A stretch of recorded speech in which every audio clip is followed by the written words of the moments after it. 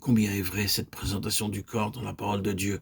Et si un membre souffre, tous les membres souffrent avec lui, 1 Corinthiens 12, 26. Mais ce n'est pas ainsi sur cette terre, dans la mesure où c'est la vie naturelle qui est concernée. Je peux passer par de très grandes souffrances sans que vous ne sachiez. Vous n'êtes pas affecté par cela.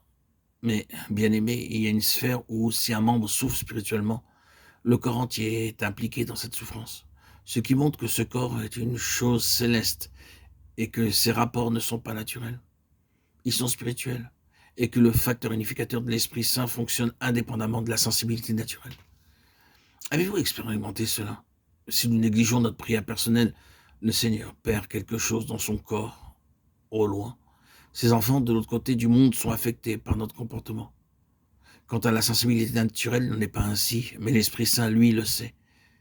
Mais pourquoi toujours voir le côté négatif, pourquoi pas le positif, à savoir que le maintien de la véritable vie du Saint-Esprit est toujours, que nous en soyons conscients ou pas, pour le bien du corps de Christ, tout entier. Nous ne vivons pas pour nous-mêmes et nous ne mourrons pas pour nous-mêmes. Romains 14, 7. Mais le maintien d'un vrai témoignage a toute son importance, même là où d'autres croyants ne savent rien du conflit, que ce soit à la maison ou au travail, là où nous sommes physiquement hors de contact avec tous les autres croyants qui sont les membres de Christ. Oui, le maintien d'un témoignage fidèle, là, se situe aussi dans cette sphère du corps, dans les lieux célestes. Et c'est un grand service pour le corps tout entier. C'est pourquoi l'ennemi aime détruire, s'il le peut, un témoignage dans une maison ou au travail. Ce n'est pas simplement la situation locale qui est affectée, mais parce qu'il peut porter un coup universel à la tête même, à Christ. Et nous devrions saisir que le témoignage n'est pas quelque chose que nous essayons de maintenir dans les rassemblements publics. Il est impliqué dans notre vie domestique et notre vie professionnelle. Ceci nous conduit de nouveau à la lettre aux Éphésiens. Tous les rapports des croyants doivent l'être selon le principe du corps. Introduire Marie, que chacun aime, sa femme, ne nous précipite pas des lieux célestes sur la terre. Ce n'est pas descendre à un niveau terrestre, cela signifie que les rapports des croyants doivent être selon le principe du corps. Suis-je un mari?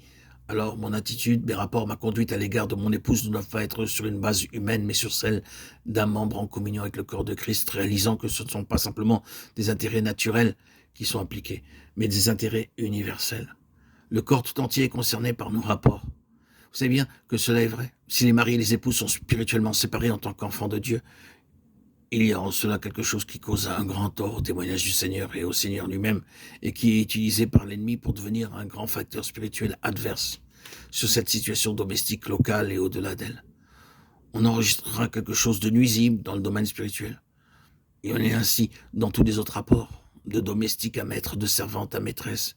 Il ne s'agit pas simplement d'être de bons chrétiens qui, en tant que tels, font leur service sur la terre du mieux possible pour gagner leur salaire, de considérer cela seulement comme s'il était question d'une chose terrestre, mais de respecter ce maître ou cette maîtresse comme des membres de Christ.